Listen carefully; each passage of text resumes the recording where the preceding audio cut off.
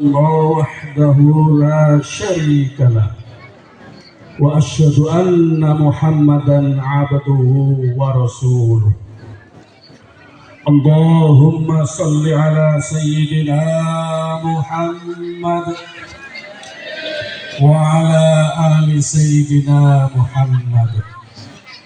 قال الله تعالى في كتابه الكريم: أعوذ بالله من الشيطان الرجيم. بسم الله الرحمن الرحيم. لقد كان لكم في رسول الله أسوة حسنة لمن كان يرجو الله واليوم الآخر وذكر الله كثيرا. الآية.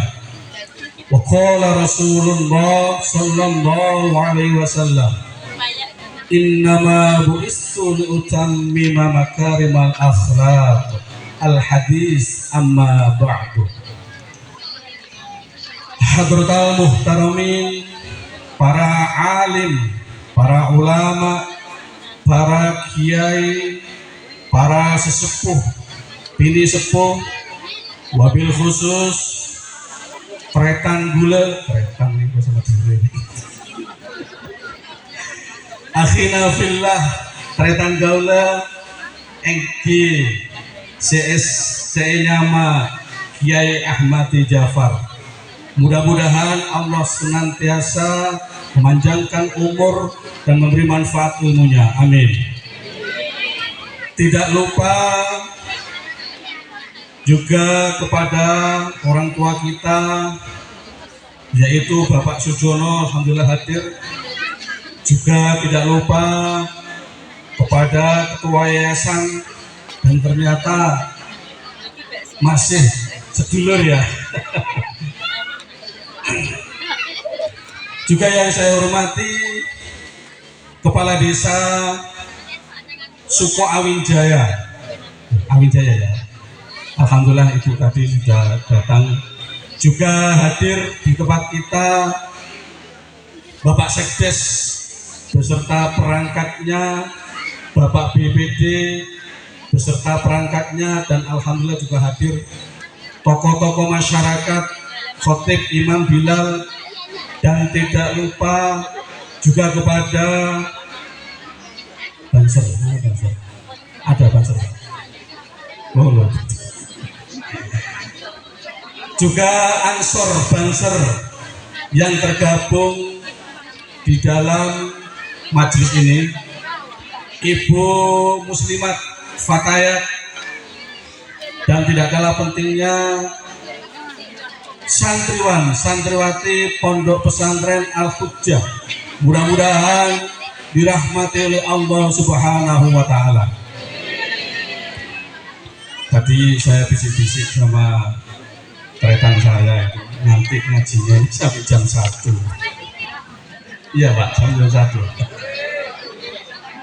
Situ enak-enaknya di atas ini Pak. Alhamdulillahirabbil alamin. Mari sama-sama kita bersyukur kepada Allah Subhanahu wa Ta'ala, Allah Al-Awwal yang tiada permulaan, Allah Al-Akhir yang tiada penghujung. Subhanahu wa Ta'ala. Patut kita selalu bersyukur dan berzikir, ingat kepada Allah yang senantiasa memberikan nikmat yang tak terhingga kepada kita, nikmat yang tak terhitung kepada kita. Berapa juta nikmat, mulai dari Bapak di rumah sampai di sini, nikmat-nikmat yang bisa dilihat dan nikmat-nikmat yang tidak bisa dilihat. Betapa anugerah Allah yang diberikan kepada kita. Maka pantas kita selalu berucap Alhamdulillahirabbil alamin. Kedua kalinya sholawat beserta salam, mari sama-sama kita sanjungkan, kita pujikan kepada Nabiullah Muhammad yang tiada tandingnya. Nabi Muhammad yang saking mulianya Allah berkata, laulaka ma khalaqtul afla. Wahai Muhammad, seandainya sekiranya bukan karena engkau, wahai Muhammad, seandainya bukan karena kemuliaan engkau, maka jagat raya ini tidak akan pernah aku ciptakan. Saking mulianya Nabi Muhammad, saking tingginya Nabi Muhammad dibanding dengan nabi-nabi yang lain, sehingga Nabi Muhammad pernah dihantarkan oleh malaikat Jibril menuju Sidratul Muntaha sekaligus ke Mustafa. Itulah Nabi kita yang tiada pilih tandingnya. Nabi Asyraful Anbiya, satu-satunya Nabi yang paling sempurna, yang paling mulia. Satu-satunya Nabi Shahibus Syafa'ah, satu-satunya Nabi yang tiada tandingnya, hanya Nabi kita yang hanya memiliki syafaat. Mudah-mudahan anak-anakku semuanya dan khususnya keluarga besar Pondok Pesantren Al-Hujjah beserta masyarakatnya dengan memuliakan, mengagungkan Kanjeng Nabi, mudah-mudahan khususnya lingkungan sini diberkahi dan mendapatkan keberkahan dari Allah Subhanahu wa Ta'ala. Allahumma anak-anakku semuanya, mudah-mudahan yang menjadi harapan orang tua kita yang laki-laki mudah-mudahan menjadi anak yang soleh, dan yang perempuan mudah-mudahan menjadi anak yang soleha. Amin Allahumma amin. Nih Pak, saya ini mau cerita ciri-ciri orang Madura. Kata tretan gaulnya kan, orang Madura itu keras-keras kayak orang Medan, tapi hatinya lembut selembut salju. Ini ada riwayat ini, entah saudara saya ini tahu nggak? Dulu para bapak, saya ini penggemar sesepuh dulu Pak. Orang tua-tua kita dahulu itu, saya sampai sekarang walaupun sudah bersanad berapa sambung, tapi saya masih mengidolakan kehebatan orang tua kita Pak. Walaupun pendidikannya rendah, walaupun sekolahnya rendah, walaupun ngajinya rendah, tapi saya sampai sekarang masih mengidolakan orang sepuh-sepuh kita terdahulu. Dulu di daerah Madura, tepatnya di kampung beliau, tapi beliau mungkin belum lahir, itu ada orang sepuh. Karena di desa, di kampung itu, ini cerita ya, kebiasaan orang-orang dahulu itu kan biasanya kan miara kambing, miara sapi, maka orang tua tersebut itu setiap hari itu pasti mengambil rumput. Dan kendaraan mereka itu yang tidak kalah topnya zaman dulu itu kereta yang pakai ontel, itu setiap hari. Dan ternyata benar Pak, kata orang-orang terdahulu itu ternyata itu benar. Orang-orang dahulu itu Pak, kalau mencari harta, kalau ingin harta, itu harta yang bisa beranak. Jangan membeli harta itu malah justru berkurang. Ini sekali contoh Pak, sapi Pak ya, sapi atau kambing itu kata orang-orang dahulu, belilah harta sing bisa manak. Jangan beli harta malah justru mengurangi harta. Nah, jadi sapi itu ketika dibeli, maka sapi itu kalau sapinya betina itu pasti akan meteng, hamil. Nah setelah hamil itu pasti menambah harta. Begitu juga yang namanya kambing. Nah ada anak santri ini dipondokkan sudah berpuluh-puluh tahun. Itu pulang dari pondok minta motor ninja. Apa kata bapaknya? Ya iya lele, kamu ini saya pondokkan kan supaya pintar. Kok malah kamu ini saya pondokkan kok semakin bodoh. Kok bodoh kata dia? Iya, yang namanya harta itu ketika kita mendapatkan harta dunia katanya itu yang bisa beranak. Ya motor itu ketika kita beli itu kalau minyaknya habis ya harus beli bensin. Kalau motornya rusak harus dibawa ke bengkel. Bukan motor itu yang melahirkan anak atau harta, tapi harta yang di kamar ini akan keluar. Nah, ini kembali ke cerita tadi, Pak. Jadi orang itu ngarit lah, namanya orang-orang terdahulu, orang-orang tua kita itu Pak sangat rajin sekali. Nah, setelah ngarit ada satu insiden. Padahal orang tua kita tadi itu ketika melewati jalan-jalan dan lorong-lorong itu kasih hati-hati orang tua dulu. Nah, orang tua dulu itu ketika naik sepeda, itu ketika mau belok, itu pasti tangannya awe-awe supaya yang di belakang ini tidak nabrak, kan gitu Pak. Mau ke kanan, awe-awe kanan, mau ke kiri, awe-awe. Nah, ternyata ada pemotor nobruk Pak. Setelah nobruk, ya terkejut. Akhirnya orang Madura ini lapor sama polisi. Ada polisi Pak? Ada polisi di sini ya?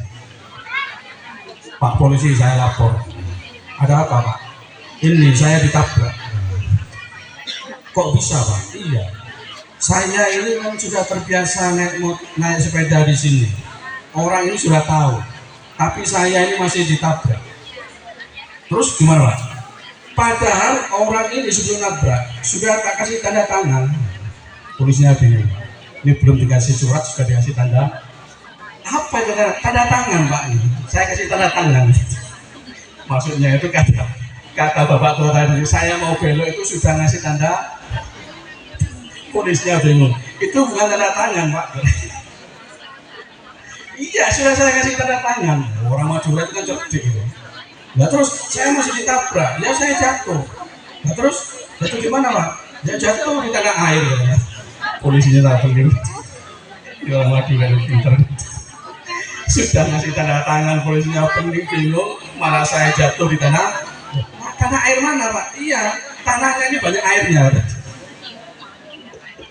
Memang tetangganya ya kita itu jadi. Nah, terus gimana Pak? Ya saya sampai keluar darah merah saya. Darah merah saya.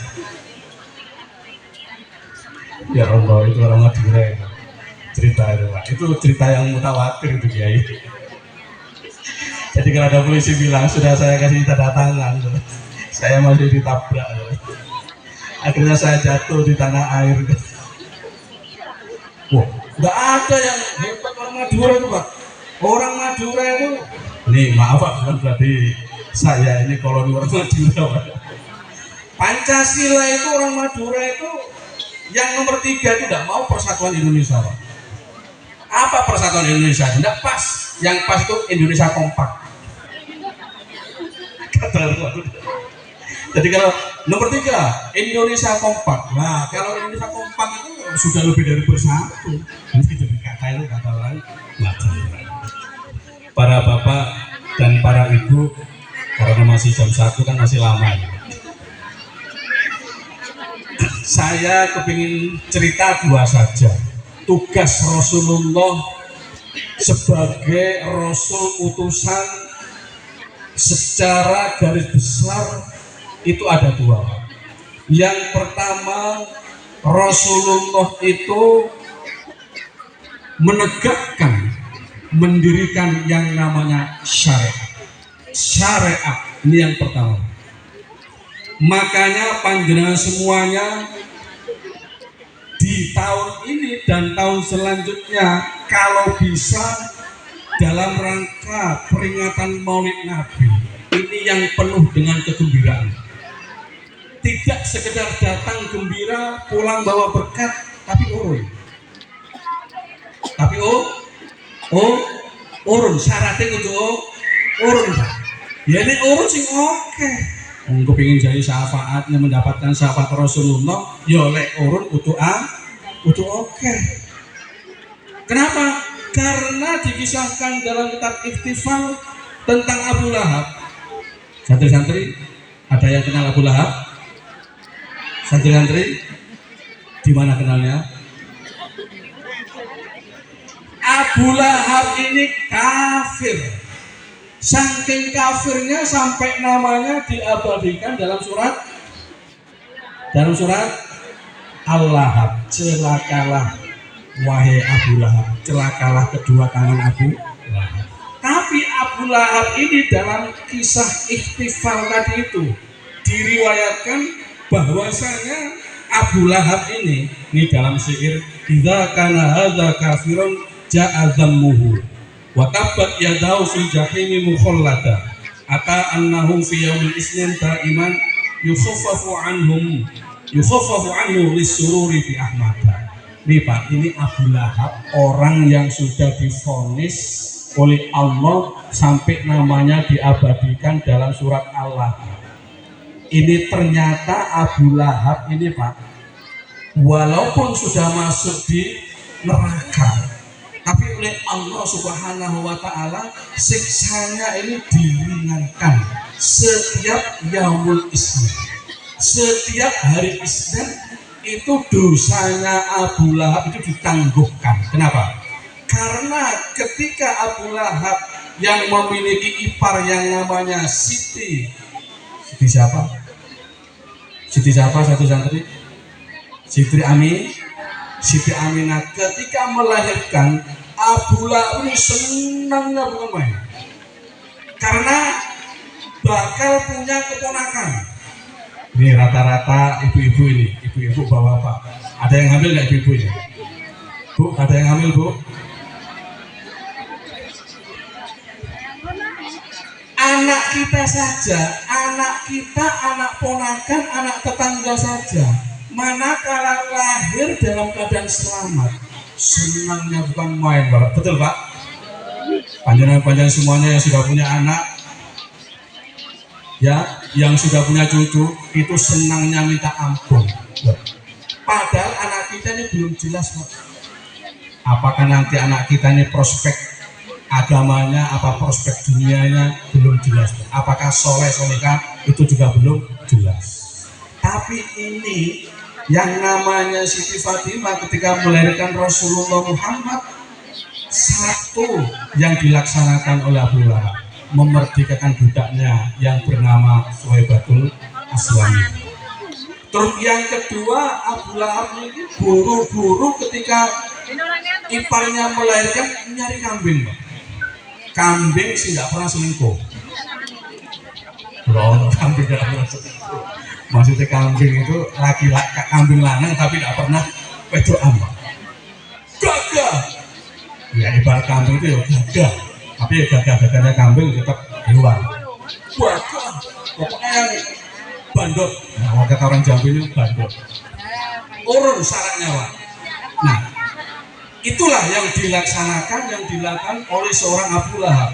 Senang sekali ketika ada perayaan Maulid Nabi. Nah, apalagi kita ini yang sudah terlahir dan dilahirkan dalam keadaan Islam.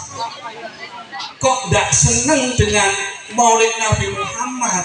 Loh, ini malah kalah dengan Abu Lahab. Makanya ketika ada perayaan seperti ini, ibu-ibu semua harus senang, Pak. Syaratnya itu harus senang, tapi ditambah urun tadi, Pak. Oh, urun. Oh, katanya pesantren ini kayak masih belum punya sumur. Nah, oh, pesantren ini asramanya tadi disampaikan sama ketua yayasan. Jadi yang namanya fa'ala itu ya fi'il mati. Fa'ala di band dengan fa'ala sekarang, fa'ala yang akan datang tetap fi'il mati. Ternyata orang suka awalnya pinter-pinter, Pak. Mulai sambutan dari pengasuhnya, kemudian ketua yayasan dan kepala desanya pinter-pinter. Pidatonya itu pinter-pinter. Mudah-mudahan saya nanti tidak diundang lagi.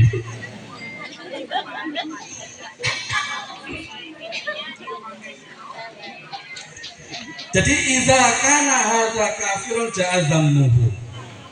Jika orang seperti Abu Lahab saja jelas-jelas tercela dan kekal di neraka. Ini bahasa wa tabbat yadahu fil jahim mukhallada ata annahu fil yaumil ismi iman. Setiap hari Senin diringankan siksanya sebab ia bergembira dengan lahirnya Nabi Muhammad Sallallahu Alaihi Wasallam. Kita ini, saya ulangi, yang dilahirkan dalam keadaan Islam, yang dilahirkan Muslim, ketika ada perayaan Maulid Nabi, wah minta ampun senangnya. Persiapan yang kita laksanakan, bahkan di depan buah-buahan, Pak, mulai dari pisang, mulai dari jeruk, nanas, apel dan sebagainya, ini datang sendiri, Pak, datang sendiri. Beliau kiai, Pak, la ilaha illallah jeruk teko, la ilaha illallah pisang teko. Memang sakti Pondok Al Hujjah ya, semuanya datang sendiri.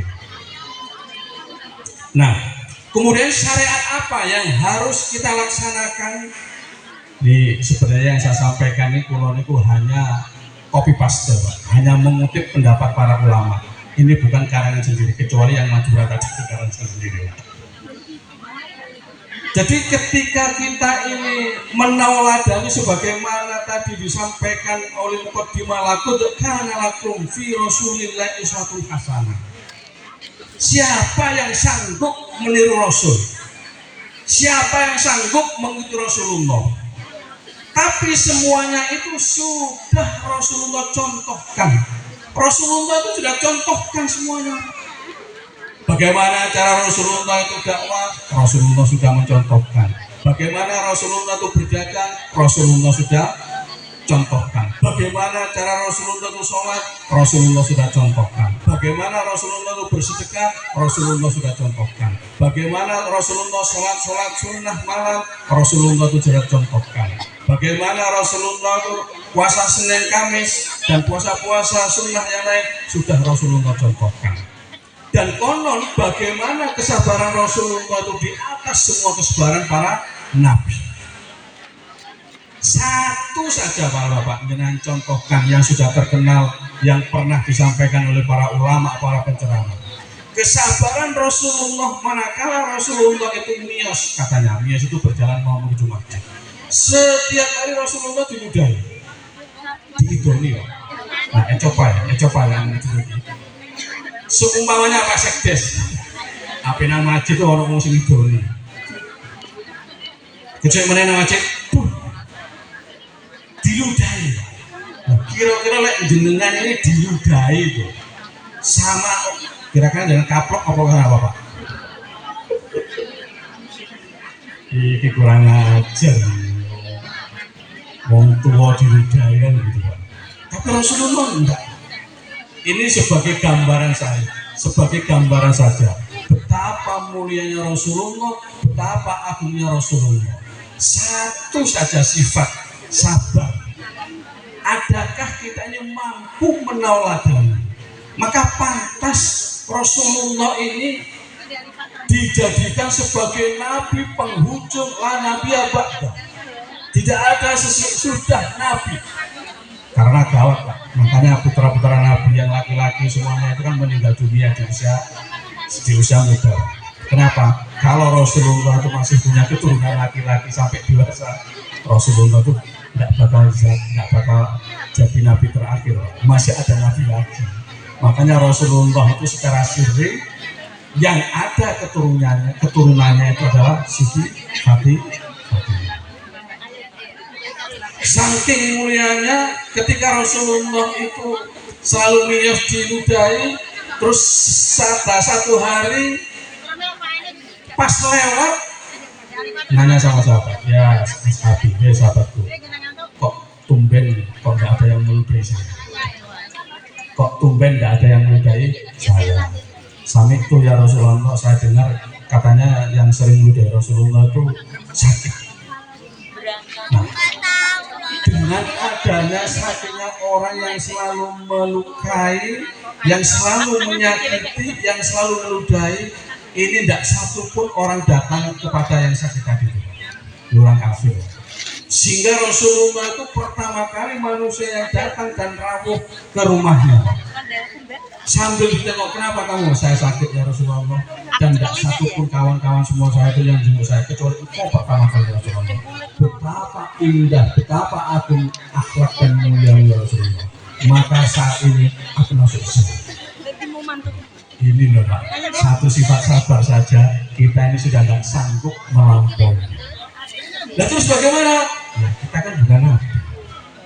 Bagaimana kita tetap menegakkan syariat-syariat Rasulullah yang sudah dicontohkan, yang sudah diberi contoh oleh Rasulullah. Bagaimana syariatnya Rasulullah?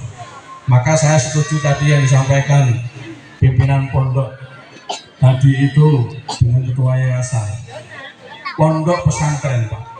Tadi ada menjelaskan tentang masalah setan gepeng. Ada tadi siapa? Ya, setan gepeng ya.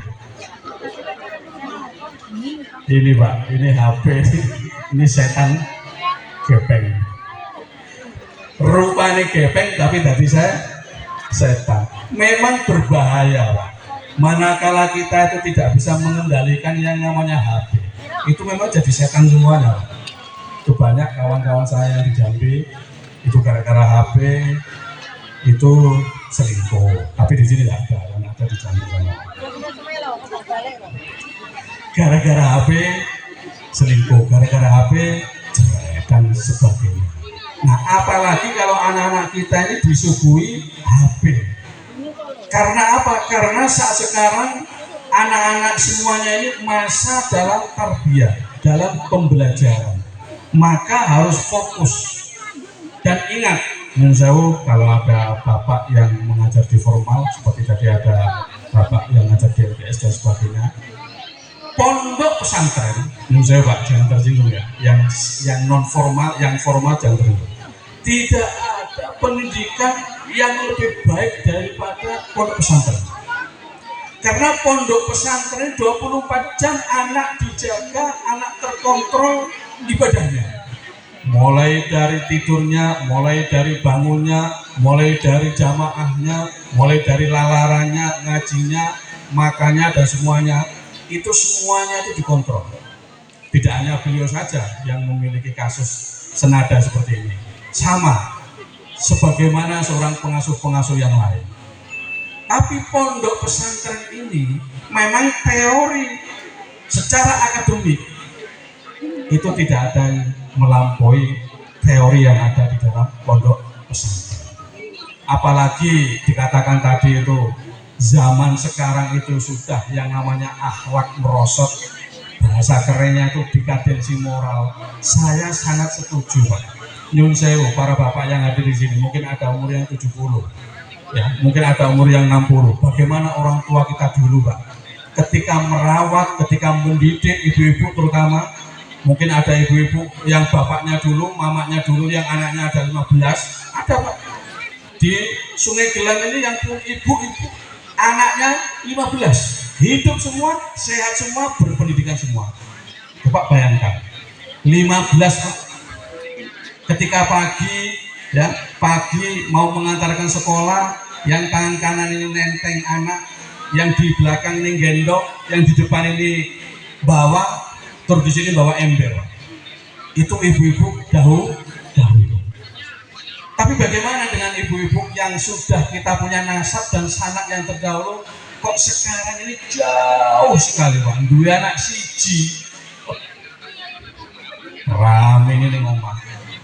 Anaknya lagi siji Pak, rame ini minta ampun. Orang-orang dahulu itu kenapa? Coba jenengan tak bawa kepada zaman terdahulu. Kenapa kakek-kakek jenengan, mbah buyutnya jenengan dulu itu punya anak 15, 10, 9, itu biasa-biasa saja, baik-baik saja, yo sehat-sehat saja. Padahal zaman dulu itu tidak ada zaman kabel.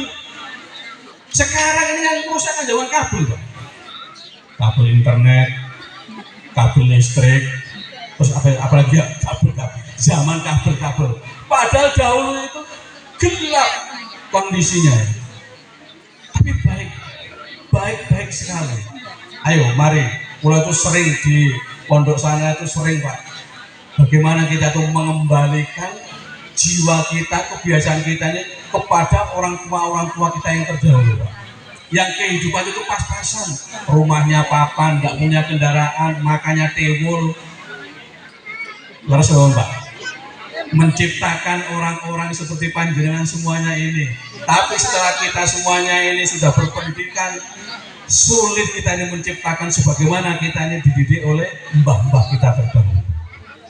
Nah, makanya saya sebagai tretan dari pengasuh pondok sangat mendukung dengan adanya pendidikan yang ada di wilayah sini. Mari Pak, sampai dukung pendidikan yang ada di wilayah sini.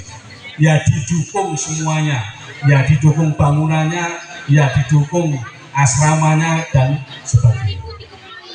Sebagai wujud cinta kita kepada Rasulullah, itulah wujud syariat kita mengikuti, meneladani bagaimana cara Rasulullah bersyariat dan berdakwah.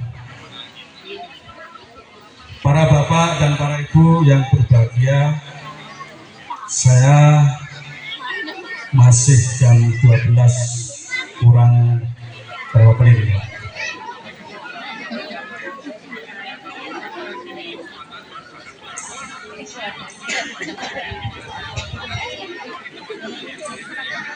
Mari supaya tidak ngantuk, para sholawat apa tadi itu namanya? Salat apa grupnya namanya? Hujatul Islam.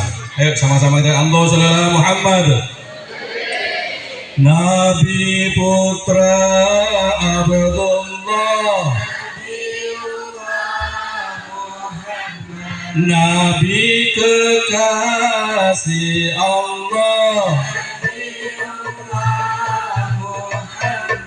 Maulaya salli wa sallim da'iman abadan ala habibika khairil khalqi kullihim. Manusia yang ku cinta, manusia yang ku puja, Maulaya salli wa sallim da'iman abadan ala habibika khairil khalqi kullihim. Manusia paling mulia, dia kekasih Allah, Maulaya salli wa sallim da'iman abadan ala habibika khairil khalqi kullihim. Nabi penuntun umat, Nabi pemberi syafaat, Maulaya salli wa sallim da'iman abadan ala habibika khairil khalqi kullihim. Pemimpin di dunia, pemimpin di akhirat, Maulaya salli wa sallim da'iman abadan ala habibika khairil khalqi kullihim. Muhammad. Yang kedua yang ingin saya sampaikan, ini pesan para ulama. Jadi kami ada beberapa hari dipesan kepada para ulama-ulama, para guru-guru agar menyampaikan tentang ketauhidan. sebagaimana Rasulullah juga menyampaikan tauhid kepada para sahabat dan umatnya. Makanya dalam Al-Quran tugas Rasulullah itu adalah syariat dan mentauhidkan kepada sahabat dan umatnya. Bagaimana cara kita ini bertauhid kepada Allah? Bagaimana cara kita itu mengisahkan jiwa kita ini kepada Allah Subhanahu wa Ta'ala supaya tidak keliru, supaya tidak salah. Ini saya kasih contoh, para santriwan dan santriwati pasti pernah mendengar yang namanya kisah para nabi-nabi ulul azmi dan kisah-kisah para nabi yang syariatnya itu sulit kita terima.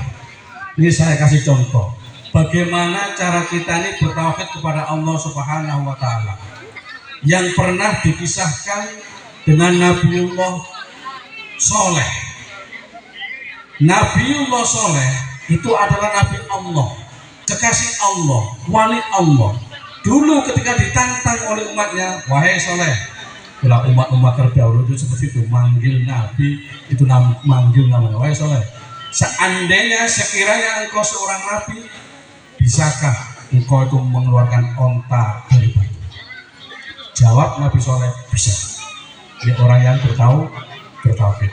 Makanya orang bertauhid itu harus mengatakan bisa. Artinya bisa di sini itu menunjukkan kekuasaan kebesaran Allah. Apa yang tidak bisa dikerjakan dan diafalkan oleh Gusti Allah. Nah, dengan adanya onta yang keluar dari batu, ya bisa bayangkan. Kebiasaan onta itu kan mesti terlahir dari onta betina. Itu pun ketika kita tuh menyadari apa yang bisa kita lakukan dengan onta yang tadi itu hamil, kemudian melahirkan. Lahir selayaknya bagaimana seorang manusia ini lahir dengan pasutri, pasangan suami istri. Tapi bagi Allah semuanya itu tidak akan menjadi mukhal. Contoh, misalnya kalau tadi saya contohkan onta kok bisa keluar dari batu, ya bisa. Apa yang tidak bisa dikerjakan dan dilakukan afal Allah, semuanya bisa, tidak ada yang mukhal. Ketika Allah itu sudah berkehendak. Dalam surat Yasin sudah dikatakan, idza arada syai'an ayyakula lahu kun. Apa saja kalau Allah itu menghendaki bisa, Pak. Nah, tauhid kita ini harus kita sandarkan itu kepada afal Allah. Wong manusia saja kan ada manusia itu kan macam-macam. Ada manusia yang terlahir tanpa seorang ibu. Ada ya? Yaitu Nabi Adam. Tanpa seorang ayah dan tanpa seorang ibu. Tanpa seorang ayah dan tanpa seorang ibu. Ada. Dan Allah bisa membuatnya. Terus ada hamba Allah ini terlahir tanpa seorang ibu, alias keluar dari tulang rusuk. Siapa itu? Adalah Siti Hawa. Yang pertama tadi itu tanpa seorang ayah dan tanpa seorang ibu, itu wujudnya adalah Nabi Adam. Terus ada hamba Allah putri yang terlahir dari tulang rusuk tanpa seorang ibu, ada wujudnya Siti Hawa. Terus ada hamba Allah itu yang terlahir tanpa seorang ayah, bahkan tidak pernah disentuh oleh seorang laki-laki. Siapa itu? Nabi Isa. Loh, bisa, Pak. Terus ada pasangan suami istri padahal wis temenanan. Padahal wis temenanan, sungguh-sungguh, tapi tidak dapat anak-anak, Pak. Ada juga suami istri, pasangan suami istri resmi. Terus juga ada keturunan. Maka lahir dari seorang istri dan dari seorang ayah. Nah, yang cilaka Pak, yang celakanya bukan pasangan seorang istri, bukan seorang suami istri, kok bisa melahirkan. Nah, ini sing bahaya Pak. Itu yang keenam, manusia yang keenam. Ono bapake yo rupane ono mboke yo rupane ono, tapi karena tidak ada akad ikatan akdun nikah. Nah, itu namanya manusia yang terakhir. Nah, kemudian kita cara bertauhid dicontohkan selain daripada Nabi Soleh, kemudian ada satu Nabi millati Ibrahim, yaitu Nabi Khalilullah, Nabiullah Adam, Nabiullah Ibrahim. Apa peristiwa yang secara tauhidnya harus kita yakini? Nabiullah Ibrahim itu dibakar. Nih, yang seyogyanya yang namanya api itu memang membakar. Puntung rokok saja Pak, kalau jenengan tidak sakti, itu coba dicopot-copotkan ke driji kita itu pasti kebakar. Tes Pak. Kalau jangan lebih sakti mana lidahnya Pak. Tapi Nabiullah Ibrahim ini dibakar dengan kayu yang sangat banyak, satu kabupaten Muaro Jambi Pak. Kalau sekarang ya, satu kabupaten Muaro Jambi. Tapi ternyata Nabiullah Ibrahim tidak terbakar. Itu kenapa? Ya karena kehendak Allah Subhanahu wa Ta'ala. Makanya kita ini para bapak yang kita ini hidup di masyarakat, misalnya yang motong karet ya, karet dari murah metu ketai, terus murah orang metu ketai, sawit yang ngono, terus jarang berbuat orang Pak, wis trek harganya murah, dalannya angel. Omong-omong yang kayak gini ini benar, omong-omong yang kayak itu benar, tapi tidak bersandarkan kepada tauhid. Karena semua yang mengendalikan hidup kita di awal saya sampaikan tadi itu, tidak ada nikmat kita yang sanggup menghitungnya. Maka kita ini harus segera inabah, harus segera kembali, harus segera bertauhid bahwasanya segala sesuatu itu yang menghendaki adalah Gusti Allah Subhanahu wa Ta'ala. Sampai bisa duduk di sini, saya bisa ada di sini, itu karena kehendak Allah. Sampai bisa walaupun saya bisa datang. Nah ternyata dia naik motor kepleset, kekelis. Ternyata ini kehendak Allah. Berarti semua orang yang berkumpul di sini termasuk saya yang dari sini gelap itu bisa hadir, itu tidak terlepas karena kehendaknya Gusti Allah, iradatullah, qudratullah. Nah ini kula niku dipeseni kali kiai sepuh. Misalnya ada kesempatan ngaji ini yang rekan si anak-anak mereka sampai lupa pelajaran akidatul awal, Jawahirul Kalamiyah, yang kafir-kafir rendah-rendah yang itu hendaklah disampaikan. Kemudian kalau para bapak kalau ada pengajian disampaikan yang namanya sifat-sifat wajib Allah dan sebagainya, supaya hati kita ini mulai dari sekarang tertata yang namanya belajar tahu. Dan kebetulan ini saya sampaikan, saya promosikan bahwasanya di Jambi ini, di Jambi Pak, di Jambi Raya itu sudah terbentuk organisasi namanya Jatman. Barangkali juga ada yang pernah mendengarkan dan pernah ada yang ikut.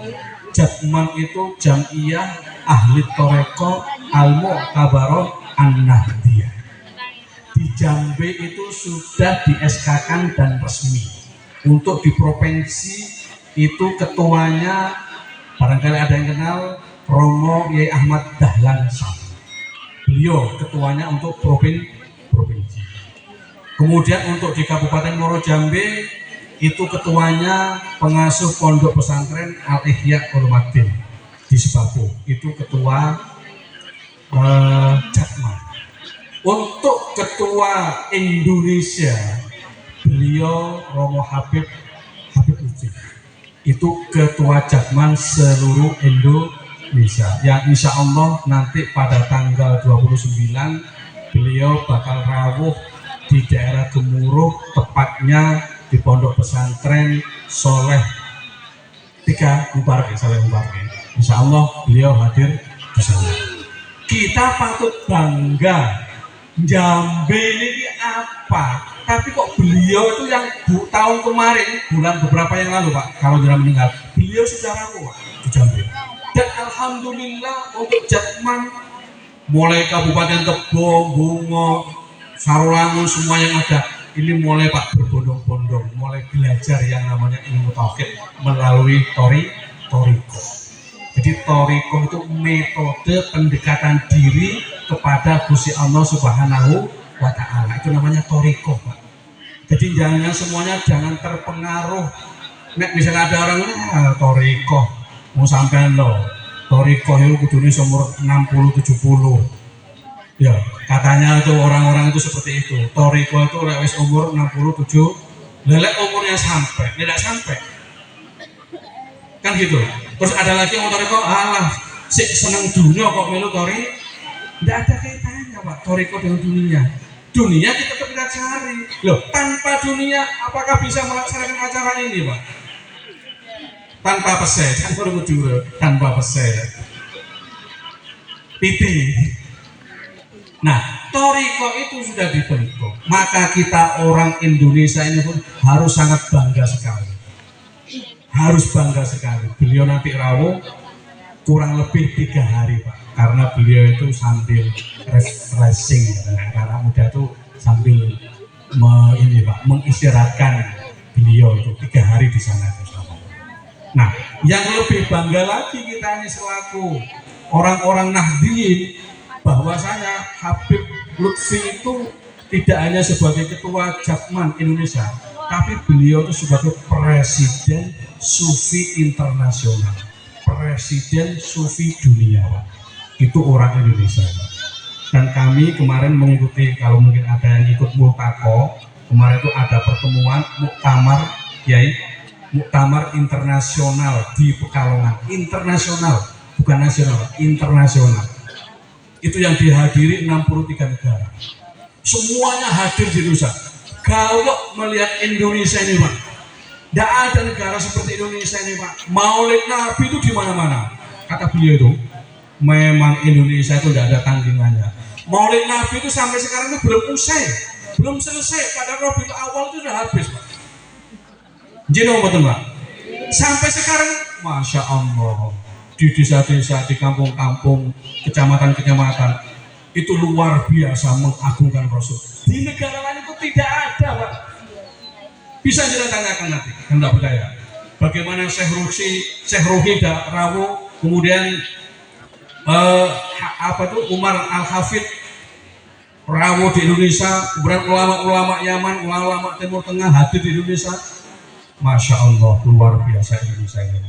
Maka kita sebagai generasi penerusnya, monggo saya menghimbau saja, tidak mewajibkan.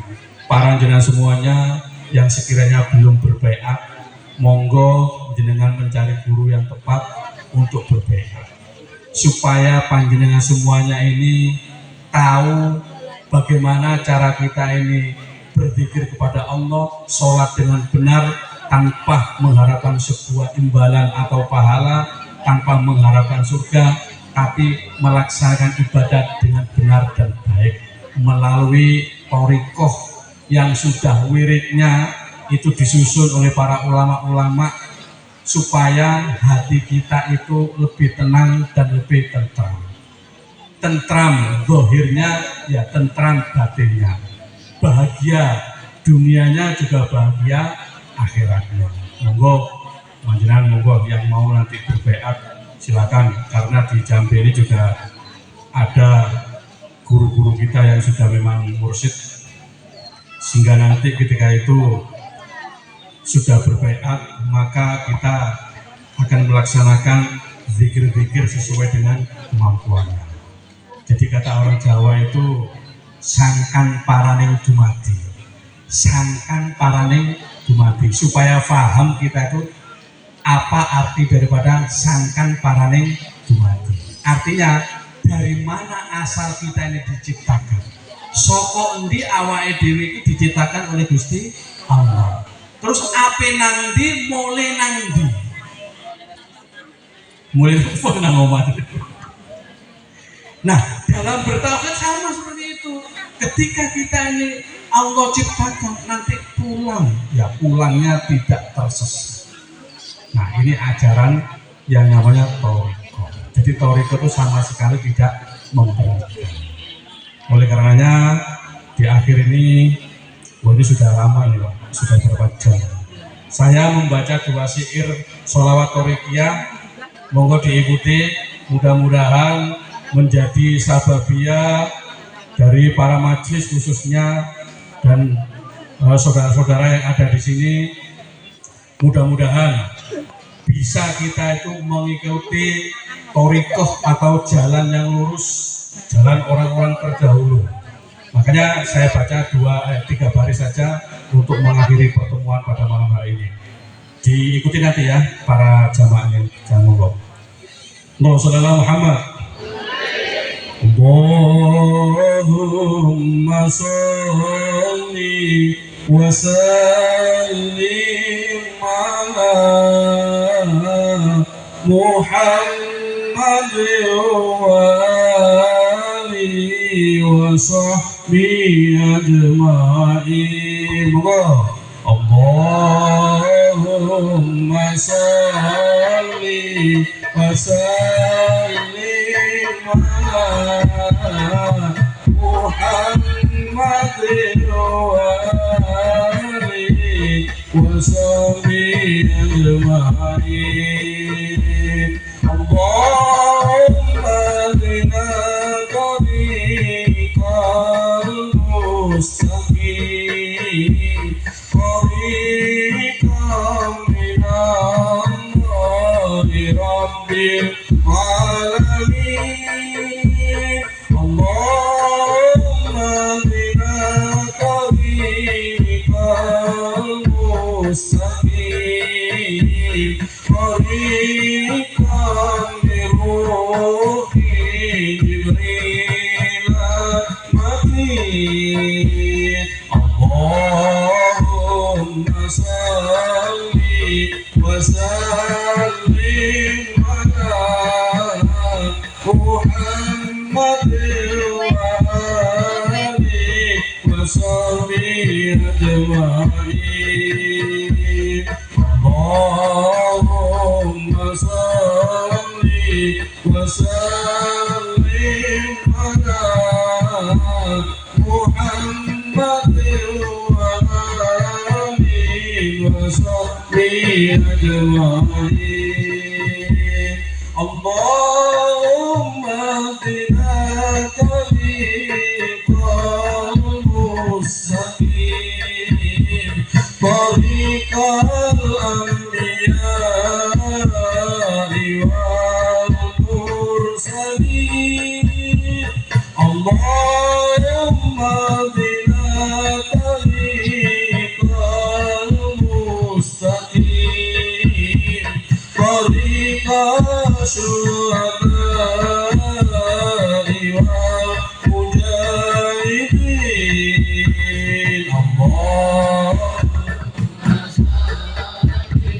Wa sallim ala Muhammad wa alihi wa sahbihi ajma'in. Allahumma salli wa sallim ala Muhammad wa alihi wa sahbihi ajma'in. Sallallahu Muhammad. Jadi itu sholawat Thariqiyah dengan harapan kita berdoa mendoakan Rasulullah, semoga rahmat, takzim dan keselamatan tetap tercurahkan kepada beliau Nabiullah Agung, keluarga, sahabat dan semuanya. Dan mudah-mudahan kita semuanya mohon kepada Allah agar ditunjukkan thoriqul mustaqim, jalan yang lurus, jalan yang benar, yaitu jalannya para nabi-nabi dan jalannya para rasul. Dan mudah-mudahan kita juga ditunjuki jalan yang lurus, yaitu jalannya para syuhada dan jalannya para mujahidin. Dan di akhir saya berdoa, monggo sama berdoa, mudah-mudahan anak-anak santri kita selalu diberi sehat walafiat. Mudah-mudahan anak-anak santri kita diberi betah di dalam pondok pesantren. Dan mudah-mudahan orang tua kita semuanya yang hadir, para wali santri khususnya, diberi kelumeberan rezeki yang banyak. Dan terkhusus kepada semua keluarga pondok pesantren, mudah-mudahan diberi kesehatan jasmani dan rohani. Dan mudah-mudahan kita semuanya selalu oleh Allah tambah usia, tambah umur, diberi tambah kebaikannya, diberi tambah kebaikannya, ditambah keikhlasannya, ditambah semuanya ditambah. Mudah-mudahan, amin Allahumma amin. Demikian yang saya sampaikan, tidak mengurangi rasa hormat saya dari awal dari akhir itu semua.